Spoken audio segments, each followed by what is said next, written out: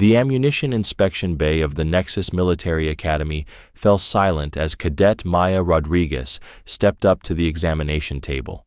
Around her, representatives from 17 different species watched with expressions ranging from polite interest to barely concealed disdain. The Zephyrians' crystalline faces reflected the harsh overhead lighting, while the Thakari delegation shifted their scaled bulk impatiently. Even the usually stoic Vorthan observers seemed mildly curious about what the human would present. Maya had drawn the short straw among the human cadets for this demonstration. Standard protocol required each species to showcase their military heritage through traditional weaponry and ammunition during the Academy's annual Heritage Review.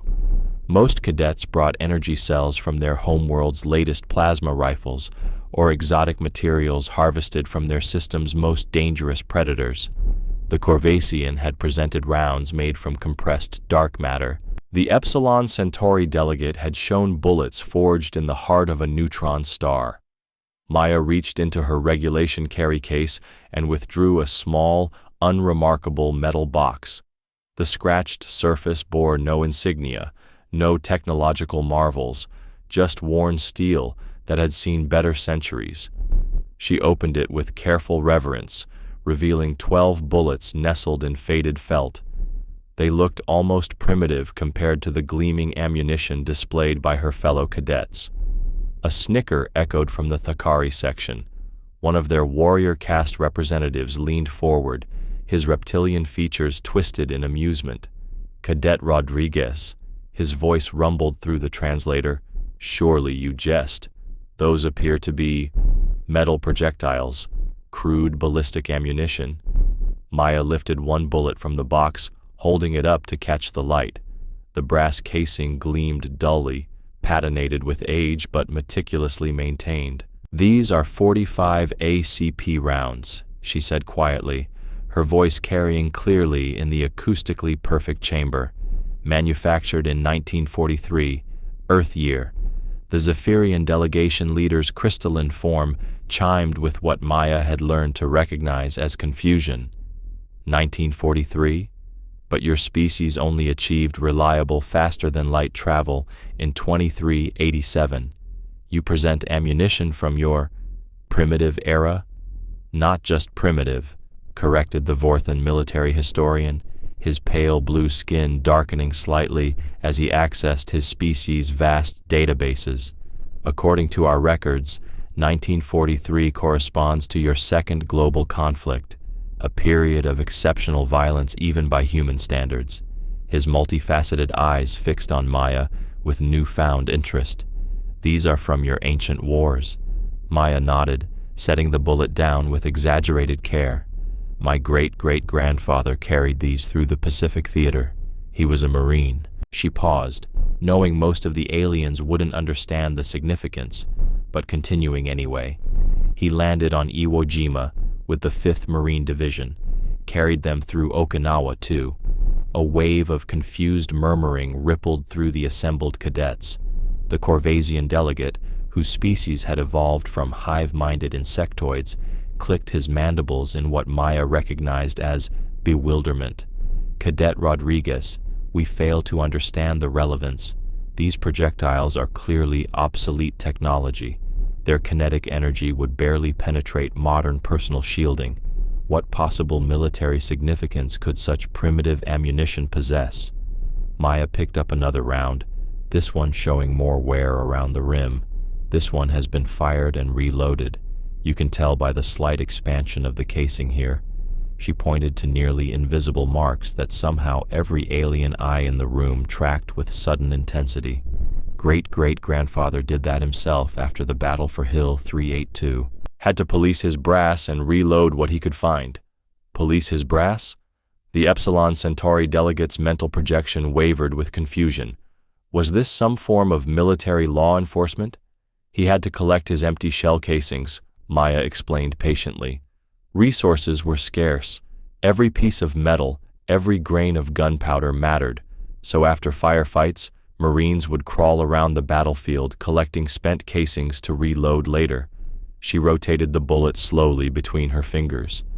This particular round was loaded with powder scraped from damaged artillery shells and a bullet carved from a piece of Japanese airplane wreckage. The silence stretched longer this time. Maya could see several alien delegates exchanging glances, their various forms of nonverbal communication creating a subtle ballet of confusion and growing unease. The Thakari who had mocked her earlier leaned back slightly, his predatory stillness taking on a different quality. Maya continued, her voice remaining conversational despite the weight of the moment. The Marines were running low on everything by then: food, medical supplies, ammunition, but they kept fighting for 36 days on 8 square miles of volcanic rock. Every round had to count. She set the bullet down and picked up a third one, this one bearing a distinctive scratch along its length. This one my great-great-grandfather marked himself. He saved it for the last day of fighting. Why would he mark a single projectile? Asked the Zephyrian leader, his chiming voice taking on harmonics Maya had never heard before. Because, Maya said, lifting the marked bullet to eye level and examining it as if seeing it for the first time, he'd decided that if it came down to it, if he was going to die on that island, he wanted to make sure the last round he fired actually hit something important. The bay had grown so quiet that Maya could hear the distant hum of the station's atmospheric recyclers. She was aware of dozens of alien eyes fixed on her, but she kept her attention on the bullets, handling each one like it contained something precious and dangerous. The thing about these rounds, she continued, is that they're not just ammunition, they're a promise. Every human who carried them understood that they might have to kill someone up close, someone they could see clearly, not from orbit, not with guided munitions, not with plasma bursts from a kilometer away.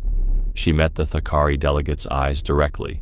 These bullets meant you had to look at what you were shooting. The reptilian warrior's throat sac inflated slightly, a sign Maya recognized as surprise. Around the room, she noticed other subtle shifts. The Vorthan historian's skin had darkened to a deep blue. The Corvasian delegate's mandibles had stopped clicking entirely, and the usually restless Galathan representatives had frozen mid-gesture. Maya placed the marked bullet back in the box with infinite care. My great-great-grandfather came home from that war, carried these bullets in his sea bag for the rest of his life, never fired them, never needed to, but he kept them clean, kept them ready, passed them down to his son with instructions to do the same. Instructions for what purpose? The question came from an unexpected source, one of the Selenian observers, a species known for their absolute pacifism. Their translator barely managed to convey the tremor in their crystalline form. To remember, Maya said simply. To remember that sometimes, no matter how advanced you become, no matter what technology you develop, no matter how civilized you think you are, sometimes you have to be willing to put yourself between what you love and what would destroy it. And sometimes that means being ready to do terrible things with simple tools. She closed the ammunition box with a soft click that seemed to echo in the silent chamber. These bullets are older than every spacefaring civilization in this room, except 2. They were made when humans thought the fastest way to travel between stars was impossible. They were carried by a man who'd never seen a computer, never heard of artificial gravity, never imagined that his great-great-granddaughter would stand in a space station and tell aliens about them. The Thakari delegate shifted forward again, but this time his posture spoke of interest rather than mockery. Cadet Rodriguez, you suggest these primitive projectiles retain combat relevance? Maya shook her head. I'm not suggesting anything about combat relevance. I'm telling you about human relevance. She picked up the box and held it at chest level, like an offering. Every human military unit, from the smallest patrol to the largest fleet command, carries something like this. Not necessarily bullets. Sometimes it's a piece of metal from a destroyed ship. Sometimes it's a rock from a battlefield. Sometimes it's a weapon that should have been decommissioned centuries ago. We carry pieces of our wars with us. But why? The question burst from the Corvasian delegate with uncharacteristic emotion. Your species has access to weapons that can crack planets. Your ships mount cannons that can punch through stellar matter. Why maintain connection to such antiquated methods? Maya looked around the room, taking in the confused faces of her alien classmates. Species that had mastered faster than light travel before humans learned to forge iron. Races that had built galactic empires while Earth was still covered in ice. Civilizations that had developed energy manipulation techniques that bordered on magic while humans were figuring out agriculture. Because, she said, these bullets remember something that energy weapons forget. They remember that war isn't about technology. It's about will. It's about being willing to stand up and fight when everything tells you to run. It's about carrying your grandfather's courage in your pocket and knowing that when the time comes, you won't let him down. She paused, watching the ripple of unease that passed through the assembled delegates. Every human soldier knows that somewhere in their kit, they're carrying a piece of history that says, your people fought before, your people survived before, your people won before, not with better weapons, not with superior technology, not with overwhelming force, just with the decision that some things are worth bleeding for. The Vorthan historian's skin had shifted to deep purple, a color Maya had learned indicated profound thoughtfulness. Cadet Rodriguez, are you suggesting that humans maintain psychological connections to primitive warfare as a form of spiritual preparation? I'm suggesting, Maya replied, that humans remember where we came from. These bullets were made by people who had never seen space, fired by people who had never met an alien, carried by people who had never imagined a galaxy full of different species. But they knew something about fighting that we don't want to forget. She opened the box again and selected another bullet, this one pristine despite its age. This one was never chambered, never loaded, never fired. My great-great-grandfather kept it separate from the others. Want to know why? The question hung in the air like a challenge. Maya could see curiosity warring with apprehension on dozens of alien faces. Finally, the Selenian observer stepped forward, their crystalline form refracting the overhead lights into rainbow patterns. Please, Cadet Rodriguez, explain the significance. He kept it, Maya said, because he wanted to remember what it felt like to be afraid, really, genuinely afraid. Not afraid of failing a test or missing a promotion or disappointing a superior officer. Afraid that he might die, that his friends might die, that everything he cared about might be destroyed while he watched helplessly. The Galathan delegation leader, whose species had evolved beyond physical fear through genetic manipulation centuries ago, leaned forward with obvious confusion. But fear is a primitive emotion, a survival mechanism that advanced civilizations learned to control or eliminate. Why would anyone want to remember such an inefficient emotional state? Maya smiled for the first time since beginning her presentation. It was not a pleasant expression. Because, Cadet Veltar, fear is what makes courage possible. You can't be brave if you're not scared. And humans have learned that the universe is a dangerous place where sometimes courage is the only thing standing between civilization and chaos. She held up the pristine bullet, letting it catch the light. This bullet reminds us that our ancestors were scared out of their minds and fought anyway. It reminds us that technology doesn't make you brave, training doesn't make you brave, superior firepower doesn't make you brave. The decision to act when you're terrified, that's what makes you brave. Around the chamber, Maya could see the implications of her words settling into alien minds like stones dropped into still water. The Thakari, bred for warfare, were beginning to understand that human military psychology operated on fundamentally different principles than their own instinct-driven combat responses. The Zephyrians, who approached conflict through collective consciousness, were grappling with the concept of individual moral choice in the face of fear. But surely, protested the Epsilon Centauri delegate, modern warfare has evolved beyond such primitive psychological frameworks. Contemporary military engagement relies on tactical analysis, technological superiority, strategic resource management. Tell that to the crew of the merchant vessel Prosperity, Maya interrupted quietly. A different kind of silence fell over the room. Every being present knew the story. It had become required study material across the galaxy. The Prosperity had been one of the first human vessels to encounter a Devonian raiding party in deep space. Outnumbered, outgunned, and outmaneuvered, the human freighter should have been captured or destroyed within minutes. Instead, the engagement had lasted 4 hours and ended with the Devonian task force in retreat. Maya continued, her voice taking on the cadence of someone reciting a lesson learned by heart. Captain Morrison and his crew had access to the same energy weapons as everyone else, same defensive systems, same tactical computers, same strategic doctrine taught at this very academy. But when the Devonians disabled their primary systems and started boarding, Morrison's people fell back to the armory and broke out what they called the Heritage Collection. The Corvasian delegates' mandibles began clicking again, but slowly, thoughtfully. The reports mentioned primitive projectile weapons, but we assumed they were ceremonial.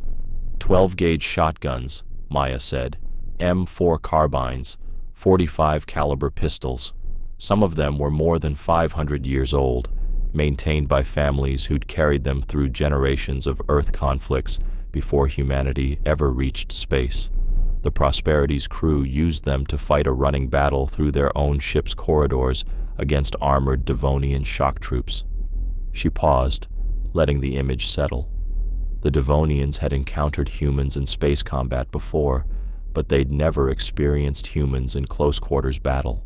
They'd never faced an enemy that would retreat to a supply closet, barricade the door, and then spend 20 minutes hand-loading ammunition while discussing whether they should try to retake the bridge or just set off the reactor and take everyone with them.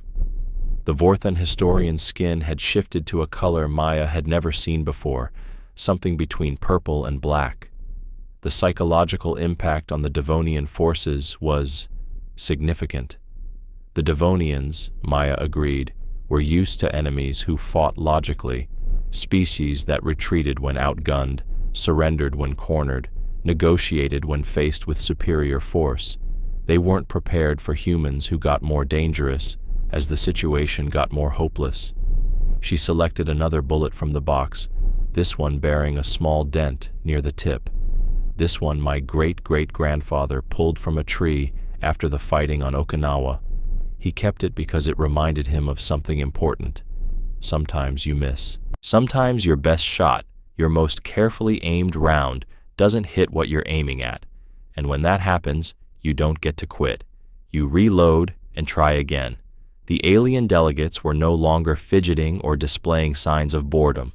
Maya had their complete attention, and she could see something like unease beginning to creep into their postures and expressions. The thing about these bullets, she continued, is that they represent a very particular human philosophy about conflict. Most species develop weapons that allow them to destroy enemies from a safe distance. Plasma cannons, particle beams, kinetic bombardment systems, all designed to eliminate threats while minimizing risk to the user. She hefted the dented bullet thoughtfully. These bullets are different. They're designed for fighting that's up close and personal. Fighting where you can see your enemy's face, hear them breathing, smell their fear. Fighting where you might die, where your friends might die, where everything could go wrong and probably will. The Selenian observer's crystalline form was vibrating with barely controlled agitation. But such combat methodology is unnecessarily brutal, primitive. Surely advanced civilizations should seek more elegant solutions to conflict? Maya's smile returned, and this time it was genuinely cold. Cadet Shandy, let me ask you something. How many Selenian colonies have been successfully invaded in the last 1,000 years? The question clearly caught the observer off guard. Their crystalline form flickered through several confused color patterns before stabilizing. None. Our defensive capabilities are quite sophisticated. And how many Selenian military units have engaged in ground combat during that same period? Another flicker of confusion. Very few. Our strategic doctrine emphasizes technological solutions and diplomatic resolution. None, Maya said flatly. The answer is none. Because when the shooting starts, when the diplomacy fails, when the elegant technological solutions break down, Selenian forces withdraw to defensible positions and call for backup from species that are willing to do the ugly work. The accusation hung in the air like an unexploded shell. Around the chamber, Maya could see representatives from various species exchanging glances, their expressions ranging from uncomfortable acknowledgement to outright hostility. The galaxy has been at peace for 2 centuries, she continued, because humans and a few other species have been willing to carry ammunition like this. Not because it's efficient, not because it's elegant, not because it's technologically superior, because it represents the willingness to get your hands dirty when the alternative is watching civilization burn. She placed the dented bullet back in the box and selected another, this one showing extensive wear along the sides. This one was chambered and rechambered dozens of times. My great-great-grandfather carried it in his rifle for weeks without firing it, just knowing it was there, knowing that when the time came, he could count on it to work.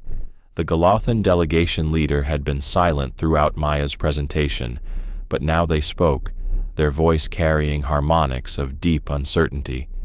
Cadet Rodriguez, you speak of human military philosophy as if it were fundamentally different from that of other species. But surely, in the modern era, with modern weapons and modern tactics. 6 months ago, Maya interrupted, the research station at Kepler 442b went dark. 47 scientists and support staff, including representatives from 12 different species. The automated systems showed no signs of mechanical failure, no environmental hazards, no external attack. Just silence. Every being in the chamber knew where this was going. The Kepler 442b incident had become a case study in interspecies military cooperation, though the full details remained classified at levels most cadets would never reach. Maya continued relentlessly. The first response team was Corvasian, a full tactical unit with state-of-the-art equipment and extensive training in scientific facility security. They landed, conducted a thorough sensor sweep, reported no immediate threats, and entered the facility. She paused. 4 hours later, their communication went silent too. The Corvasian delegate's mandibles had stopped clicking entirely, his compound eyes fixed on Maya with unmistakable intensity. The second response team was a joint Vorthon-Zephyrian unit, Maya continued. 2 days later, they reported the same findings. No obvious threats, no environmental hazards, facility systems all functioning normally. They established a command post outside the main building and sent in remote drones. Another pause. The drones found the Corvasian team. All 12 of them were still alive, still conscious, but completely catatonic. Just standing there, staring at nothing. Around the chamber, Maya could see the uncomfortable recognition on alien faces. The Kepler 442b incident had shaken every major military organization in the galaxy, not because of casualties. The final death toll had been surprisingly low, but because of its implications for non-human psychology under extreme stress. The Vorthon-Zephyrian team tried everything, Maya said. Sonic disruption fields, electromagnetic pulse weapons, chemical agents, even localized reality distortion generators. Nothing worked. Whatever was affecting the humans and Corvasians in the facility didn't respond to any known countermeasures. She selected another bullet, this one bearing what looked like scratches from shrapnel. So command made a decision that a lot of people disagreed with. They called in a human unit, 3rd Battalion, 75th Rangers. 12 soldiers with gear that would have been considered primitive 300 years ago. The Thakari delegate leaned forward again, his predatory stillness taking on a different quality. We studied the tactical reports. The human unit's equipment manifesto included projectile weapons. Maya nodded. Among other things, The Rangers went in with everything: energy weapons, plasma charges, sonic disruptors, the full modern arsenal, but they also carried backup gear that looked a lot like this. She gestured to the ammunition box. Because humans have learned that sometimes the most advanced solution isn't the right solution. What did they find? The question came from the Epsilon Centauri delegate, and Maya could hear the reluctance in their mental projection. Something that fed on electromagnetic signatures, Maya replied. Something that could sense and manipulate any technology based on energy manipulation or quantum field generation. It had turned the facility's own defensive systems into a trap, using advanced alien technology to create a psychological feedback loop that left victims conscious but paralyzed. She held up the shrapnel-scratched bullet, but it couldn't adapt to chemical propulsion and kinetic energy. It had never encountered anything like gunpowder and lead bullets because every spacefaring species had abandoned such primitive technology millennia ago.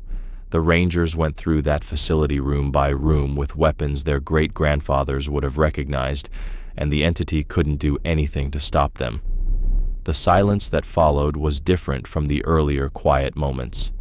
This was the silence of military minds grappling with uncomfortable tactical realities. Maya continued, her voice taking on the rhythm of a field report. The entity was eliminated using a combination of white phosphorus rounds and shaped charges filled with what the Rangers called dumb explosives, chemical compounds that produce simple combustion reactions without any quantum enhancement or energy field manipulation. The rescue operation was completed without a single human casualty. She placed the bullet back in the box with deliberate care. The after-action reports noted that the most effective weapons in the engagement were technologies that predated human spaceflight by centuries. Bullets like these, fired from rifles that would have been familiar to soldiers from Earth's World War II. The Vorthon historian's skin color had shifted again, this time to a pale gray that Maya recognized as profound contemplation. The implications for galactic defense doctrine are considerable. The implications, Maya agreed, are that humans maintain connection to primitive warfare not out of nostalgia or tradition, but out of practical necessity. Because we've learned that the universe is full of things that can turn our advanced technology against us, but they can't stop a piece of lead moving at supersonic velocity. She opened the ammunition box fully, revealing the dozen bullets in their faded felt lining. Every human military unit maintains what we call a heritage arsenal, weapons and ammunition that operate on principles so simple, so primitive, that they can't be hacked, co-opted, or turned against us. Not because we think they're superior to modern weapons, but because we know that when everything else fails, they'll still work. Around the chamber, Maya could see the aliens processing this information through their various cultural and military frameworks. The Corvasians, with their hive mind approach to combat, were clearly struggling with the concept of maintaining deliberately redundant systems.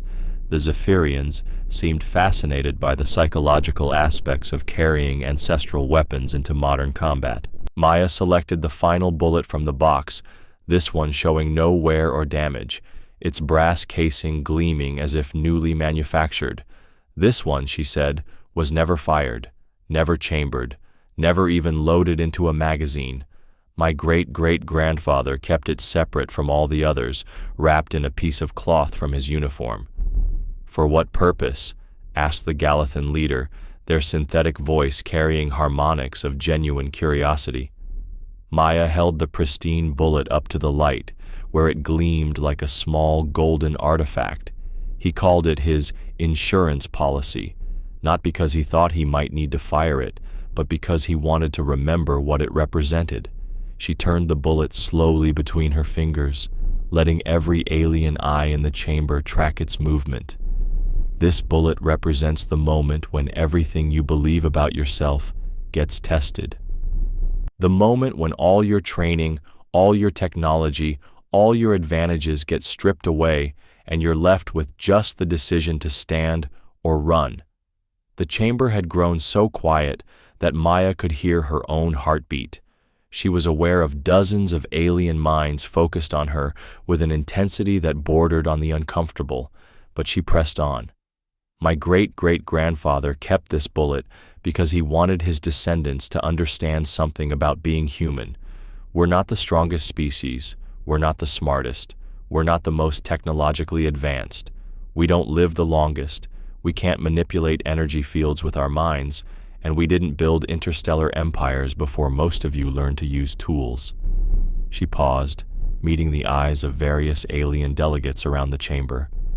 But we're the species that will hand-load ammunition while our ship is being boarded. We're the species that will retreat to a supply closet and argue about whether to surrender or set off the reactor. We're the species that carries bullets from wars our great-grandfathers fought, because we want to remember that courage isn't about not being afraid, it's about being afraid and fighting anyway. The Selenian observer's crystalline form had stabilized into a deep blue color that Maya had never seen before. Cadet Rodriguez, are you suggesting that human military doctrine is based on accepting fear rather than overcoming it? Maya shook her head. I'm suggesting that human military doctrine is based on understanding fear. We know that in combat, everyone gets scared. The difference between victory and defeat isn't whether you feel fear. It's what you do when the fear hits. She held up the pristine bullet again. This bullet reminds every human soldier that our ancestors felt the same fear we feel. They carried primitive weapons into battles they weren't sure they could win, against enemies they didn't fully understand, for reasons that sometimes weren't entirely clear, and they won anyway, not because they weren't afraid, but because they decided that some things were worth being afraid for. The Thakari delegate had been silent for several minutes, but now he spoke, his voice carrying undertones Maya had learned to associate with deep respect. Cadet Rodriguez, among my people, warriors are honored for their fearlessness in battle. You suggest humans honor their ancestors for feeling fear but fighting despite it? We honor them, Maya replied, for proving that ordinary people can do extraordinary things when they have to, that you don't need to be born a warrior to stand up when standing up matters. That courage isn't a talent you're born with, it's a choice you make. She placed the pristine bullet back in the box with infinite care. These bullets remind us that every human who's ever gone to war has been afraid. Every single one. The Marines who took Iwo Jima were afraid. The crews who fought off Devonian raiders were afraid. The Rangers who cleared the facility at Kepler 442b were afraid, but they picked up their weapons and did their jobs anyway. Around the chamber, Maya could see the aliens grappling with concepts that challenged fundamental assumptions about military psychology and combat effectiveness. Species that had spent millennia perfecting techniques to eliminate fear from warfare were confronting the possibility that fear itself might be a tactical advantage.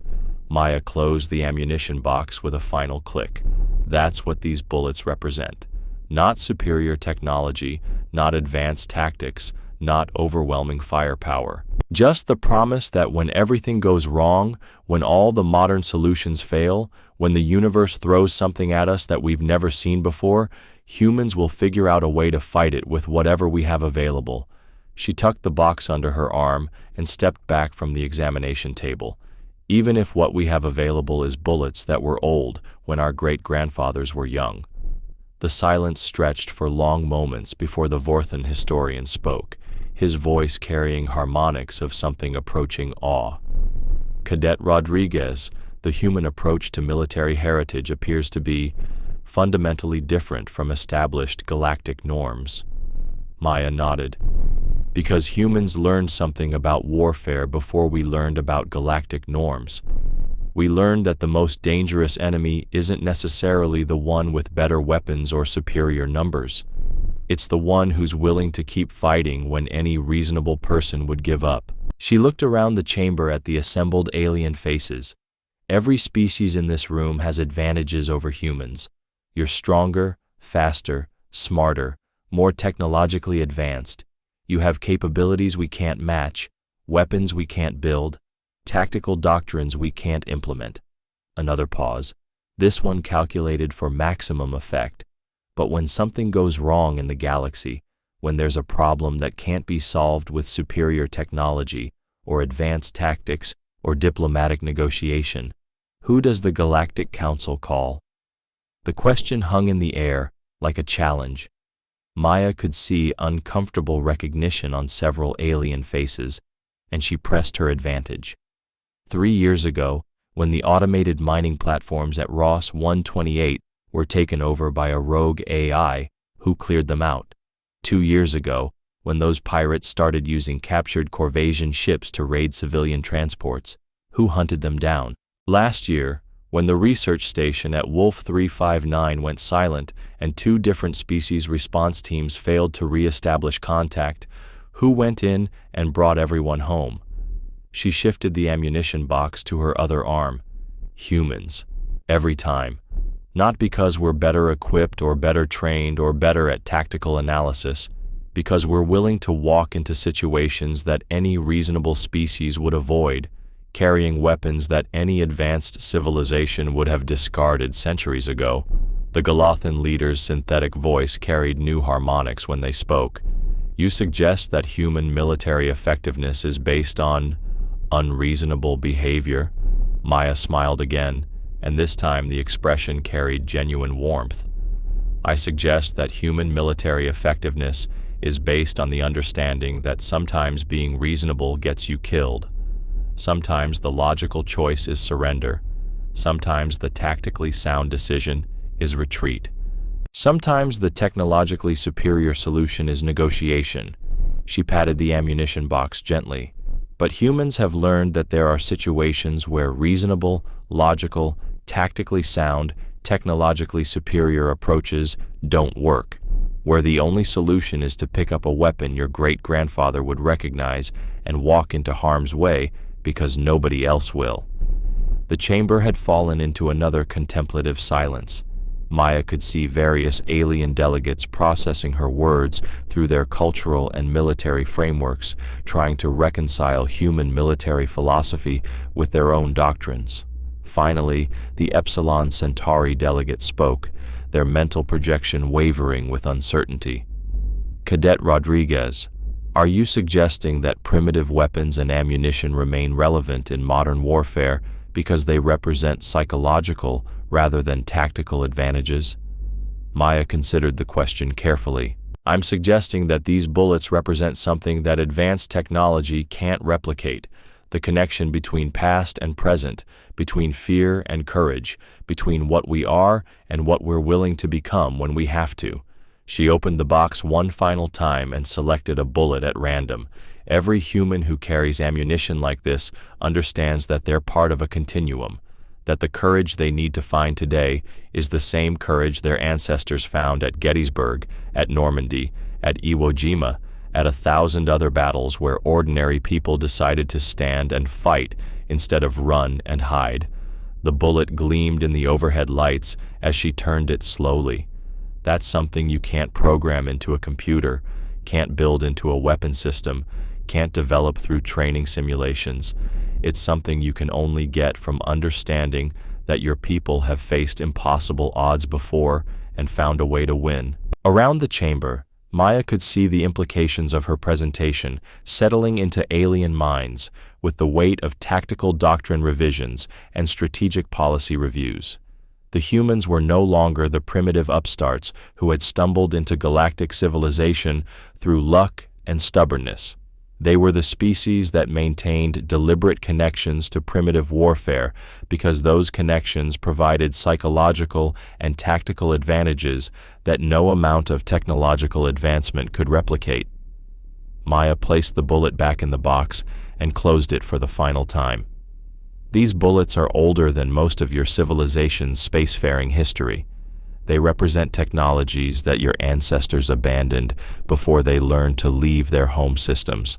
But they also represent something that transcends technology, the willingness to face the unknown with whatever tools are available and whatever courage can be found. She tucked the box back under her arm and stepped away from the examination table. That's the human military heritage, not superior weapons or advanced tactics or technological advantages, just the promise that when civilization needs someone to stand between order and chaos, humans will step up with whatever we have and whatever we are. The demonstration period had officially ended, but none of the alien delegates moved to leave. Maya could feel dozens of eyes tracking her as she packed away her presentation materials, and she was aware of whispered conversations in a dozen different languages rippling through the chamber. As she reached the exit, the Thakari delegate who had initially mocked her presentation called out, "Cadet Rodriguez." Maya turned, raising an eyebrow in question. The reptilian warrior had risen from his seat, and his posture spoke of respect rather than challenge. "Among my people, warriors earn honor through victory in combat. But perhaps we have not properly understood what victory means to humans." Maya nodded acknowledgement. "Victory means different things to different species, Cadet Morthak. For humans, victory means that when everything goes wrong, we're still standing at the end." She shifted the ammunition box to her other arm. "These bullets remind us that standing at the end isn't about having better weapons or superior numbers or advanced technology. It's about having the will to keep fighting when any reasonable person would quit." The Thakari delegate's throat sac inflated in what Maya had learned was a sign of deep consideration. Perhaps humans are not as primitive as some believe. Maya's smile returned, this time carrying genuine amusement. "No, Cadet Morthak, we're exactly as primitive as you believe. That's what makes us dangerous." She left the chamber with the sound of alien voices raised in animated discussion behind her. In her arms, the ammunition box seemed to carry the weight of history and the promise of future conflicts yet to come. 12 bullets from a war her great-great-grandfather had fought, carried now by his descendant into a galaxy that was just beginning to understand what it meant to be human. As the doors sealed behind her, Maya could hear the Vorthan historian's voice rising above the general conversation. The psychological implications for galactic military doctrine require immediate review. Maya smiled to herself as she walked down the corridor toward the human quarters. Let them review their doctrines and revise their tactical assumptions. Let them try to understand how a species could maintain effectiveness by deliberately connecting to primitive warfare techniques. In the end, it wouldn't matter how well they understood human psychology or military philosophy, because understanding was only half the equation. The other half was the willingness to pick up those ancient bullets when everything else failed and walk into the darkness anyway. And that, Maya knew, was something that couldn't be taught or learned or replicated. It could only be inherited, passed down through generations of ordinary people who had faced extraordinary circumstances and found the courage to stand when standing mattered. The ammunition box felt warm against her arm as she walked through the academy's corridors, past viewports showing the star field beyond. Tomorrow, there would be tactical analysis sessions where alien instructors would try to quantify what they'd witnessed today. There would be strategic planning exercises where various species attempted to incorporate human unpredictability factors into their military calculations. But tonight, Maya would clean those 12 bullets one by one, the way her great-great-grandfather had taught her father, who had taught her mother, who had taught her. She would handle each round with the reverence due to artifacts that had survived longer than most civilizations, and she would remember what they represented. Not primitive technology, but timeless principle. Not obsolete weapons, but enduring truth. The simple understanding that sometimes, when the universe demanded impossible courage from ordinary people, the most advanced solution was the oldest one. Pick up your weapon, face your fear, and stand your ground. Behind her, the voices of alien cadets continued their animated discussion about human military psychology and the tactical implications of maintaining heritage arsenals. They would debate and analyze and theorize, trying to understand how a species could turn primitiveness into advantage. Maya smiled as she reached her quarters. Let them wonder.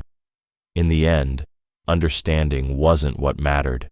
What mattered was that when the next impossible situation arose somewhere in the galaxy, when advanced technology failed and superior tactics proved useless and diplomatic solutions collapsed, there would still be humans ready to grab their great-grandfather's weapons and walk into the chaos, because that's what the bullets promised, what they had always promised, that ordinary people could become extraordinary when extraordinary times demanded it.